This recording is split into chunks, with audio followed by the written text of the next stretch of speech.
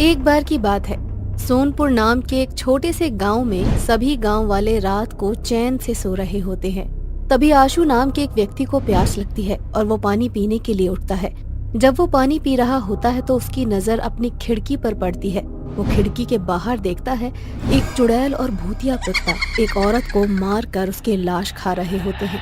ये देखकर आशु के रोंगटे खड़े हो जाते हैं और वो जोर से चिल्लाता है। उसकी आवाज सुनकर उसके घर वाले उठ जाते हैं और उससे बोलते हैं, माँ, मैंने अभी बाहर एक चुड़ैल और एक भूतिया कुत्ता देखा जो मीना काकी की लाश को खा रहे थे।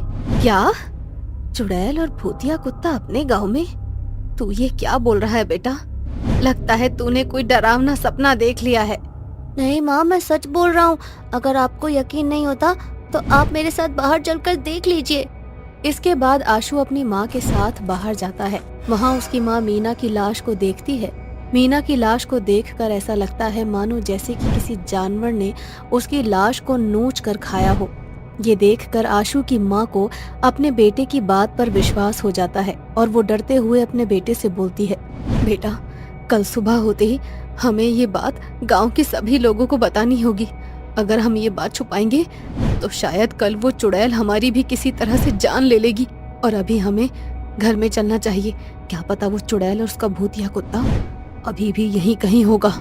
हाँ माँ, तुम सही बोल रही हो।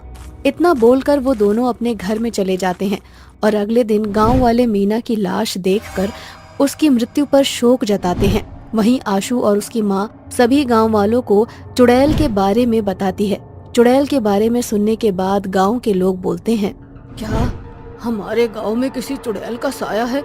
हे भगवान, ये कैसे हो सकता है? आखिर हम गांव वालों ने किसी का क्या बिगाड़ा है जो वो चुड़ैल अपना भूतिया कुत्ता लेकर हमारे गांव में आ गई है? आज उसने मीना को मार डाला, कल को वो मुझे और तुम्हें भी मार सकती है। हम कैसे इस चुड़ैल से अपना पीछा छुड़ाएं? भाइयों, कुछ सोचो। तुम सही बोल रहे हो बेटा, अब हम सबको मिलकर कुछ न कुछ करना पड़ेगा। फिलहाल तो हम सबको रात में अपने घर के अंदर ही छुपकर रहना चाहिए ताकि वो चुड़ैल हम लोगों को पकड़ ना सके। जिसके बाद सभी गांव वाले मंदिर में जाते हैं और भगवान से प्रार्थना करते हैं। पूरा दिन ऐसे ही बीत जाता है और शाम हो जाती है। रात होते ही सभी गांव वाले अपने घर का दरवाजा बंद करके अपने घर में सोने के लिए चले जाते हैं। रात के 2 बज रहे होते हैं और अब आधी रात को वो चुड़ैल अपने भूतिया कुत्ते के साथ गांव के अंदर आती है और वो देखती है कि गांव के सभी लोग आज अपने अपने घरों के अंदर सोए हुए हैं। आज एक भी ऐसा इंसान नहीं था जो अपने घर के बाहर या आंगन में हो। ये देखकर चुड़ैल अपने भूतिया कुत्ते से बोलती है, ये क्या, आज सारे गांव वाले अपने घरों के अंदर हैं। लगता है इन गांव वालों को हमारे बारे में पता चल गया है। इन्हें क्या लगता है कि ये अपने घर में छुप कर बैठ जाएंगे तो हम इनका कुछ नहीं बिगाड़ पाएंगे। हम इन्हें इनके घर के अंदर से बुलाकर मारेंगे और अगर फिर भी ये अपने घरों से बाहर नहीं निकले तो इनके घर में घुस कर इनको मारेंगे। हाँ मेरे शेर, मैं समझ गई तुम क्या कहना चाहते हो। तुम यही कहना चाहते हो ना कि मैं अपना वेश बदल के लोगों के घर का दरवाजा खटखटाऊं और उनसे मदद की भीख मांगूं। और जब मैं ऐसा करूंगी तो कोई न कोई जरूर बाहर आ जाएगा मेरी मदद करने को, और जब वो बाहर निकलेगा तब हम अपना शिकार कर लेंगे, है ना? अब चुड़ैल ऐसा ही करती है, परंतु इस बात से बेखबर चुड़ैल की सभी गांव वाले उसको देख रहे हैं। वो चुड़ैल अपना रूप बदल लेती है और एक सुंदर लड़की का रूप ले लेती है और वो राजू के घर की ओर जाती है। चुड़ैल राजू के घर का दरवाजा जोर जोर से पीटती है और बोलती है, कोई है? प्लीज मेरी मदद करो, नहीं तो वो चुड़ैल मुझे मार डालेगी। प्लीज दरवाजा खोलो, कोई मेरी मदद करो। चुड़ैल की आवाज सुनकर राजू अपने घर में बैठा खुद से बोलता है, इस चुड़ैल को मैं ही मिला था क्या जो ये मेरे घर का दरवाजा पीट रही है? हे भगवान, अब क्या करूं? कहीं ऐसा ना हो कि दरवाजा तोड़कर मेरे घर के अंदर घुस जाए। हे प्रभु, मेरी मदद करो। काफी देर तक चुड़ैल राजू के घर का दरवाजा पीटती रहती है पर राजू बाहर नहीं आता।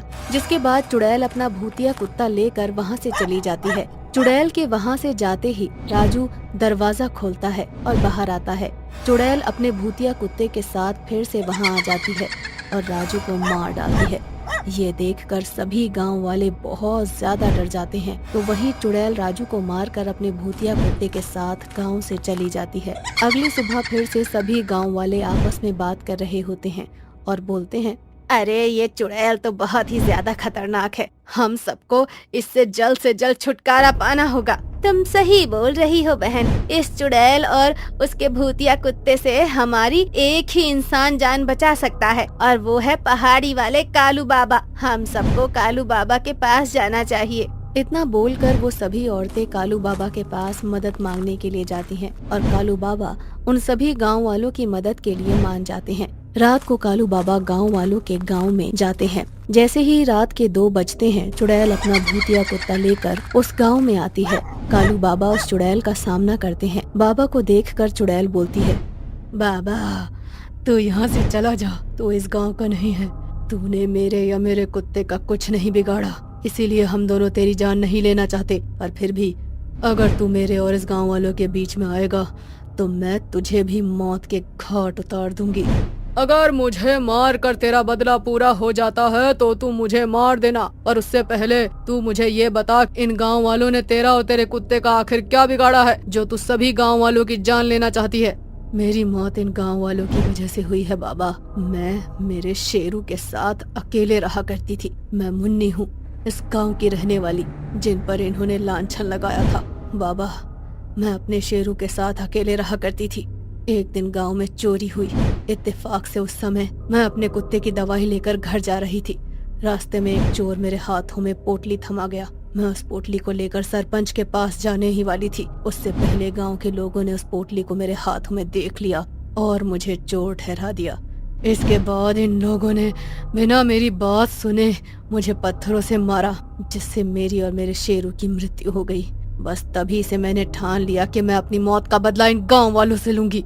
मीनू हमें माफ कर दे, हमें लगा वो चोरी तूने ही करी है। वो पैसे हम सभी गांव वालों की जमा पूंजी थी। हमने तेरी बात नहीं सुनी और जब उस चोर ने हमें ये कहा कि ये चोरी तूने की है और तेरे पास पोटली मिली तो हम सभी गांव वालों को लगा कि तू ही चोर है। हमें हमारी छोटी सी गलती की इतनी बड़ी सजा मत दे। हाँ हम मानते हैं हमारी वजह से तेरी जान गई, पर उसका बदला इस तरह से मत ले। पूरे गांव को वीरान मत कर। मुन्ने तुम एक समझदार लड़की हो, गांव वालों से गलती हुई है और तुमसे अपनी गलती की माफी मांग रहे हैं ये सब, तुम इन्हें माफ कर दो। नहीं, मैं किसी को माफ नहीं करूंगी। आज इनकी वजह से मैं इंसान से एक चुड़ैल बन गई हूँ और मेरा शेरू एक कुत्ते से भूतिया कुत्ता। इतना बोलकर भूतिया कुत्ता और वो चुड़ैल गांव वालों पर हमला करने लगते हैं, जिसके बाद ना चाहते हुए भी बाबा को अपना भभूत चुड़ैल और कुत्ते के ऊपर फेंकना पड़ता है। बाबा जैसे ही अपना भभूत चुड़ैल के ऊपर फेंकते हैं, जिसके बाद बाबा एक मंत्र पढ़ते हैं और उन दोनों के शरीर में आग लग जाती है और वो दोनों जलकर राख हो जाते हैं। जिसके बाद सभी गाँव वाले उस चुड़ैल और उसके भूतिया कुत्ते के खौफ से आजाद हो जाते हैं। रात के 12 बजे अतुल को किसी की रोने की आवाज सुनाई देती है। रोने की आवाज सुनकर 10 साल का अतुल उठ जाता है। कौन है इतनी रात को? कौन रो रहा है? अतुल के बोलते ही रोने की आवाज बंद हो जाती है, जिसके बाद अतुल फिर से सो जाता है। अभी अतुल को सोए 10 मिनट भी नहीं हुआ कि एक बार फिर से उसको किसी की सिसकियां सुनाई देती है। अपने कमरे से बाहर आती सिसकियों की आवाज सुनकर अतुल को नींद नहीं आती और अब वो डरने लगता है। कौन है जो इस तरह से इतनी रात को रो रहा है? मैं एक काम करता हूँ, मैं आज माँ पापा के पास जाकर सो जाता हूँ। इतना बोलकर अतुल अपने कमरे से बाहर जाता है। वो अपनी स्वर्गवासी नानी के कमरे से होते हुए अपनी माँ के पास जा रहा होता है। तभी वो देखता है कि उसकी नानी का कमरा खुला है और उसकी नानी की कुर्सी अपने आप हिल रही है। ये देखकर अतुल और डर जाता है और कमरा बंद करने के लिए आगे बढ़ता है। जैसे ही अतुल आगे बढ़ता है, उसको अपनी नानी की आवाज सुनाई देती है। मेरा बच्चा आ गया अपनी नानी से मिलने। मैं कब से तेरा इंतजार कर रही थी मेरे अतुल। अपनी नानी की आवाज सुनकर अतुल कमरे में जाता है, जहाँ वो देखता है कि उसकी नानी एक मिठाई के डब्बे को अतुल के लिए पैक कर रही होती है। अपनी अपनी नानी को देखकर अतुल खुश होता है और अपनी नानी से बोलता है, नानी, आप आ गई मुझसे मिलने। आपको पता है मैं कब से आपसे मिलना चाहता था, पर पापा हमेशा बोलते थे कि उनके पास टाइम ही नहीं है कि वो मुझे आपसे मिलवाने के लिए गांव ला सके। और जब मैं आपसे मिलने गांव आया तो सब बोल रहे थे कि आप मर चुकी हैं। अरे मेरे बच्चे, तुझ में तो तेरी नानी की जान बसती है, जान। बिना तुझसे मिले और तुझे प्यार किए मैं इस दुनिया से कैसे मुक्ति पा सकती हूँ। सच नानी? हाँ मेरे बच्चे। तो फिर आज आप मुझे अपने पास सुलाओ ना नानी। जिसके बाद अतुल अपनी नानी के साथ अपनी नानी के कमरे में ही सो जाता है। अगली सुबह अतुल की माँ उसे पूरे घर में ढूंढती है और वो देखती है कि अतुल अपनी नानी के कमरे में सोया हुआ है। बीना अतुल को उठाती है और बोलती है, बेटा सुबह हो गई है, जल्दी से फ्रेश हो जाओ। तुम्हें नानी का गाँव घूमना था ना? सच? नानी, आपने सुना, आज हम गांव घूमने चल रहे हैं। नानी, आप भी जल्दी से तैयार हो जाओ। अतुल को अकेले किसी और से बात करता देख बीना बहुत हैरान होती है और अतुल से बोलती है, बेटा तुम किससे बात कर रहे हो? माँ, मैं नानी से बात कर रहा हूँ। अच्छा माँ, मैं तैयार होकर आता हूँ। नानी, आप भी जल्दी तैयार हो जाओ। इतना बोलकर अतुल तैयार होने के लिए चला जाता है। बीना ये सब देखकर बहुत हैरान होती है और जल्दी से अपने पति विवेक के पास जाकर उससे बोलती है, सुनो, आज मैंने देखा अतुल अकेले अपनी नानी के कमरे में सो रहा था और किसी से बात भी कर रहा था। जब मैंने उससे पूछा कि वो किससे बात कर रहा है तो वो बोला कि वो नानी से बात कर रहा है। विवेक, मेरी माँ उसे दिख रही है। विवेक, मुझे कुछ ठीक नहीं लग रहा। क्या बीना, तुम बेकार ही टेंशन लेती रहती हो। तुम तो जानती हो ना कि तुम्हारी माँ और अतुल एक दूसरे से कितना प्यार करते थे। अतुल अभी अपनी नानी के सदमे से बाहर नहीं आया है, इसलिए ऐसा बोल रहा है। वो सदमे से बाहर निकले इसलिए तो मैं उसे आज गांव घुमाने के लिए ले जा रहा हूँ। शायद आप सही बोल रहे हो। इस तरह से दोनों घर में हो रही घटनाओं को नजरअंदाज कर देते हैं और बाहर गांव घूमने जाते हैं, जहां दोनों पति पत्नी अतुल को एक बार फिर से किसी से अकेले में बात करते हुए देखते हैं, परंतु वो दोनों कुछ नहीं बोलते और रात को घर जाते हैं, जहां रात को अतुल अपनी नानी के कमरे में सोने की जिद करता है, जिस पर विवेक को गुस्सा आ जाता है और वो अतुल को डांटते हुए बोलता है, अतुल, ये क्या जिद लगा रखी है? नानी के साथ सोना है, नानी के साथ सोना है, जब हमने कह दिया ना कि आज तुम अपने कमरे में सोगे या फिर हमारे साथ। समझ में नहीं आ रही क्या बात? और रही तुम्हारी नानी की बात, तो वो मर चुकी है, वो यहाँ नहीं है। मैं सच बोल रहा हूँ पापा, नानी यही है। अच्छा बताओ, कहाँ है तुम्हारी नानी? हमें तो नहीं दिख रही। हाँ, नानी यहीं पर है। आप मुझ पर इस तरह से गुस्सा कर रहे हो, नानी को अच्छा नहीं लग रहा है, वो रो रही है। आप मुझे डांटना बंद करो। अतुल की बातें सुनकर अब विवेक को और भी ज्यादा गुस्सा आ जाता है और वो अतुल पर हाथ उठाता है। जैसे ही विवेक अतुल पर हाथ उठाता है, अतुल की नानी उसके पिताजी का हाथ पकड़ लेती है, जिसके बाद विवेक को भी एहसास होता है कि यहाँ उन तीनों के अलावा कोई चौथा मौजूद है। जिसके बाद खिड़कियाँ अपने आप बंद होने लगती हैं। घर के अंदर के सामान अपने आप हिलने और टूटकर गिरने लगते हैं। ये सब देखकर बीना और विवेक बहुत ही ज्यादा डर जाते हैं। तो वहीं अतुल अपनी नानी से बोलता है, नानी प्लीज आप गुस्सा मत करो, वो पापा है मेरे।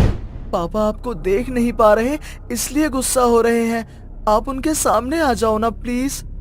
जिसके बाद अतुल की नानी अपनी बेटी और दामाद के सामने आती है। बीना और विवेक अतुल की नानी को अपने सामने देखकर डर जाते हैं। जिसके बाद अतुल की नानी उनसे बोलती है, बेटा मुझे माफ कर दे, मेरी वजह से तुम लोग इतना ज्यादा डर गए, पर मेरी इच्छा थी कि मैं अपने नाती से मिल सकूं, उसके साथ कुछ वक्त बिता सकूं। तुझे तो पता है ना कि अतुल मेरा इकलौता नाती है, ठीक वैसे ही जैसे तू मेरी इकलौती बेटी है। शायद मेरे इसी प्यार की वजह से मुझे अब तक मुक्ति नहीं मिल पाई। अगर इसी तरह से मेरा प्यार अतुल के लिए बढ़ता रहा तो ये प्यार कहीं अतुल के लिए ही खतरा न बन जाए। बेटा बेटा, इसीलिए मैं चाहती हूँ कि तुम मुझे मुक्ति दिला दो, ताकि मैं अतुल के मोह और माया से दूर हो सकूं। सारा सच जानने के बाद बीना अपने पति विवेक के साथ मिलकर अपनी माँ की आत्मा की शांति के लिए एक छोटा सा हवन करवाती है और अपनी माँ की आत्मा को मुक्ति दिलवाती है।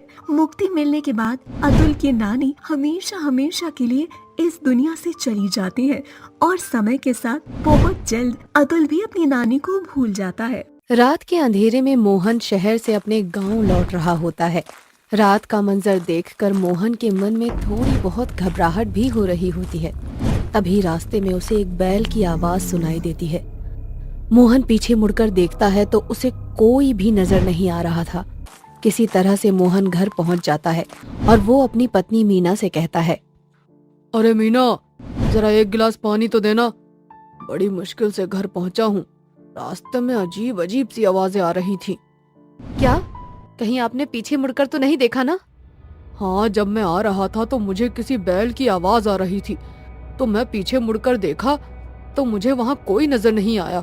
फिर मैं अपने घर वापस आ गया। हे भगवान, आपने पीछे मुड़कर क्यों देखा? मैंने आपसे कितनी बार कहा है कि कभी भी रात के अंधेरे में किसी की भी आवाज आए तो पीछे मुड़कर नहीं देखना है। आप मेरी बात सुनते ही कहाँ हैं? तुम खामखा की टेंशन ले रही हो मीना। जाकर मेरे लिए पानी लेकर आओ। मीना अंदर पानी लेने चली जाती है। तभी मोहन के दरवाजे पर जोर जोर से खटखट की आवाज होने लगती है। मीना भाग कर आती है और अपने पति से कहती है, देखो, दरवाजा मत खोलना। मेरा जी बहुत घबरा रहा है। मुझे लग रहा है कि कुछ तो गड़बड़ है। पागल हो क्या? इतनी रात को अगर कोई दरवाजा खटखटा रहा है तो इसका मतलब कि किसी को हमारी जरूरत है, और मैं तुम्हारी इन बचकानी बातों में नहीं आने वाला। मैं जा रहा हूँ दरवाजा खोलने। आपको सुनाई नहीं देता क्या? मैंने कुछ कहा है आपसे। आपको दरवाजा नहीं खोलना है। मैंने किसी की मदद करने से आपको नहीं रोका है, लेकिन आपको शायद इस गांव में उस भूतिया बैल और चुड़ैल के बारे में नहीं पता है।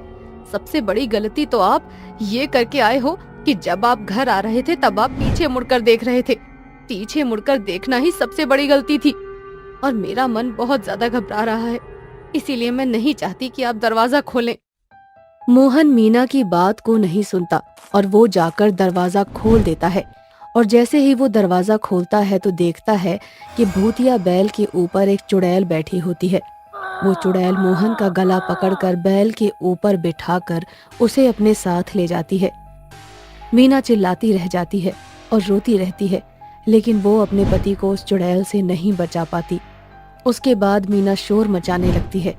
गांव के आसपास के लोग भी उसका शोर सुनकर उठ जाते हैं और वो लालटेन और लाठी लेकर मीना के पास आते हैं और मीना से कहते हैं, अरे क्या हुआ मीना बहन, तुम इतनी रात को चिल्ला क्यों रही हो? सब ठीक तो है ना?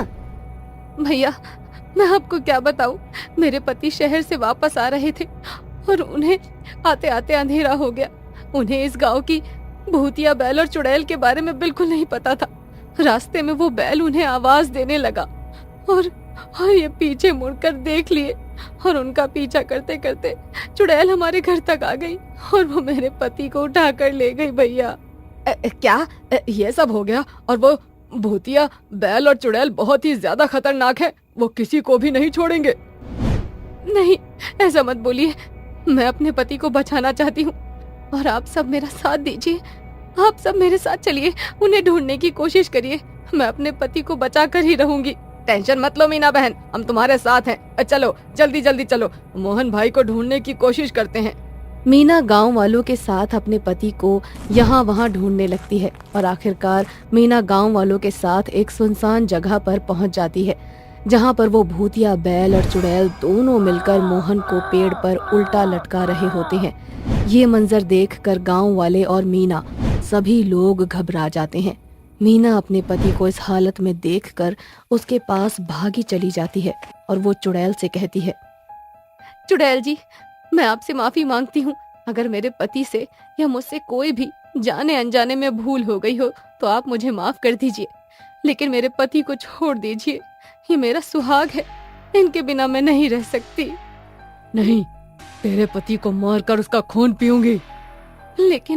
लेकिन आप इनका खून क्यों करना चाहती हैं? मेरे पति ने आखिर क्या किया है? नहीं, मुझे तेरे पति का खून पीना है तो पीना है।